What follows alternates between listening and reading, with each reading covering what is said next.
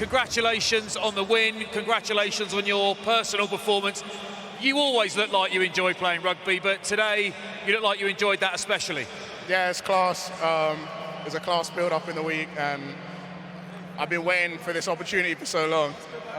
I'm just glad we got the win, and it was class to out there with those boys. Heard a lot of the England boys mentioning your swagger this week in training, and it went up a notch apparently when you got the nod that you were going to be starting. And care to comment on that? No, it's not swagger. It's just like I understand what my role is, and I was waiting for the opportunity to take it today. The boys gave me a lot of energy in the week. I had a lot of support behind me, and I'm just glad I got to bring it to the field.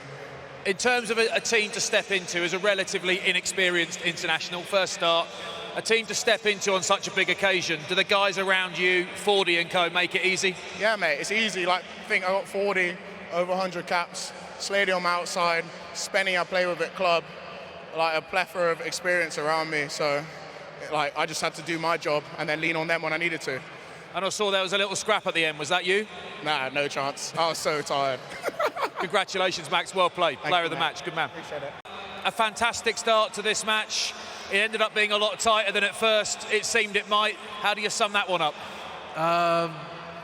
The old adage, a game of two halves. The first half, we were absolutely fantastic.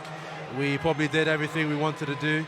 Second half, not quite. But we found a way to win, which is the most important thing. We found a way in the sticky period in that game, and we managed to get enough points. And the guys who finished the game showed great resolve, great resilience to see it through. And at the end of this Quilter Nations Series, you've got all the wins you wanted. Just how satisfied do you feel at this point with where you're going? No, we're extremely satisfied. To go 4 from 4, I think that's the first time since 2017.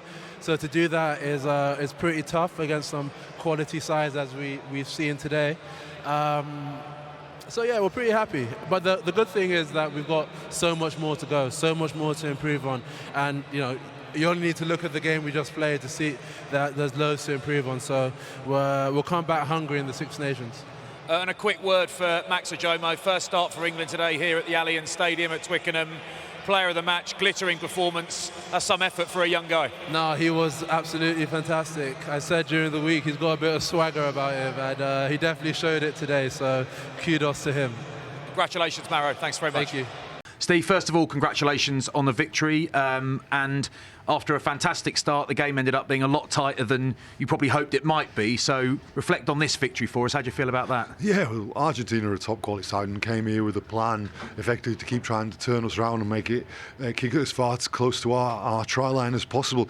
So games like that often turn into an arm wrestle. They often turn into what would be quite an ugly game. And the team found a way, and yeah, we left some points out there, and unfortunately we gave a few too many penalties away, which gave Argentina opportunity in our 22, but ultimately they found a way to win in the end. And in terms of this Quilter series, you'd have wanted 4 from 4. You've got 4 from 4 for the first time in, I think, 8 years, which is an achievement in itself. But how do you feel overall about the trajectory this team is on? I think the team's tracking well. I think when we've spoken over a long period of time, the team needs to continue to build experience, continue to build a togetherness and understanding of how we want to play and how each and every one of the players play in their different combinations, and build depth within the squad. It feels like we're tracking well, and that we're pleased with some of the progress we made in the last 4 weeks. There's also many areas to do better. What we'll do is we'll go away and have a close look at that, and when we come back together ahead of the Six Nations, we'll work very, very hard to improve again as a team. Cheers, Steve. Great autumn. Thanks very much. Julian, firstly, commiserations on the result. It ended up being a game that you must have thought you could win in those final minutes. So sum up how you feel now. I presume you're quite frustrated. Yeah, first of all, thank you for all the Argentina players that came here. They were really loud, and it's nice to see some blue and white shirts there. Congrats to England on their performance. And every game we think we are going to win. If not, we are not even going to go inside the pitch. Of course, then the result was closer and closer and closer because we start like chasing the game and we start like trusting our skills. But we don't go into a field hoping something and then okay, now we can win. We go every time we put the jersey, we know, or we trust ourselves, or we believe we can win games.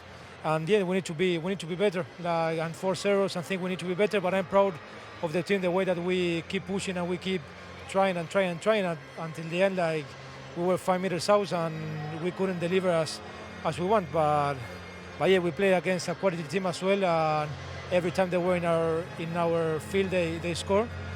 So yeah, I'm proud of the team. It's tough. It's tough to lose, but I'm proud of the year that we had, and now we're in a bit of the heat of the moment, but then we're going to have some time to summarize the year. And Julian, that's 2 weeks in a row in big games where the opposition have scored a lot of points early and you've had a lot of work to do. Is that something that's in your mind when you take the field? Is that something you think you can fix?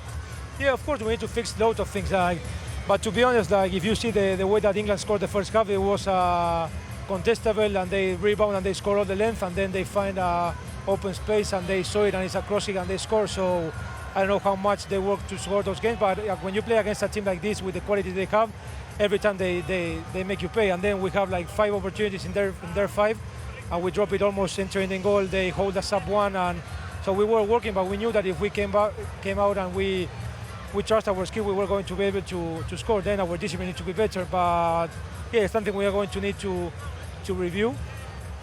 But again, we're playing against the best in the world, so you need to be, the game is 80 minutes or 80 minutes plus. So if you drop your hands too early, it's going to be a big result, but if you keep fighting, you always have a chance.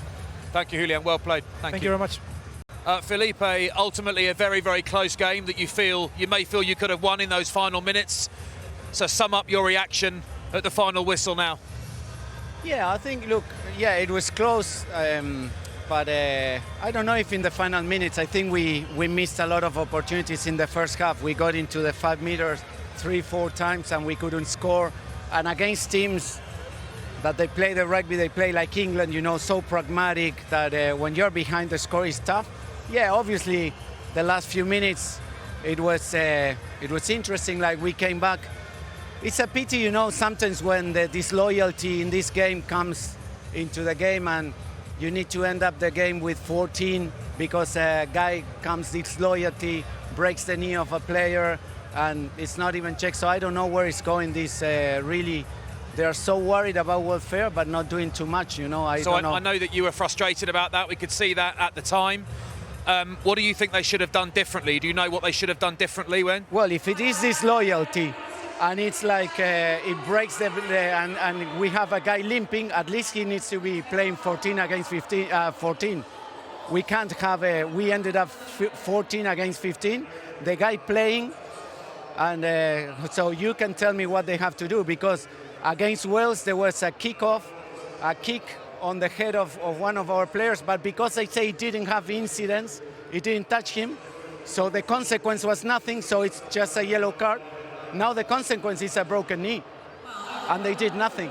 So do you think that it's a yellow card offence, or because your player was injured, the player who made the tackle, Tom Curry, should have been yellow carded? It's illegal, reckless, because he comes on purpose to take him out, and he should be, yeah, if you had a guy injured like that, it's more than a just penalty, oh, sorry, got late. It's like, this is loyalty. If we want that rugby, that's fine. We can get on with that, it's fine. But I see so many other incidents that, oof, it's hard to take, you know. We had 3 mouthguard calls, one with a clear bang on the head, no check. So I don't know, it's very different, it's very strange. Do you feel like it's all teams, or do you feel you especially aren't being treated fairly? No. This is nothing, this is not a conspiracy against Argentina, not at all. I don't know where the rugby is going, I don't have a criteria, I can't see where is the criteria on welfare, on looking after, if it's too hard, the contact, mouth guards, but then don't check the... Pablo Matera came out because he had a bang of Itoje in the head, never checked. So they can go where the bang is, if you have technology, go and check it, and go and put it there, make a TMO review, because I don't know. It's like, but it's not against us, eh? I don't know where it's going. Now, I get frustrated because unfortunately, these incidents came against us, but it's part of life, you know. Thank you, Felipe. I appreciate the honesty. Thank you.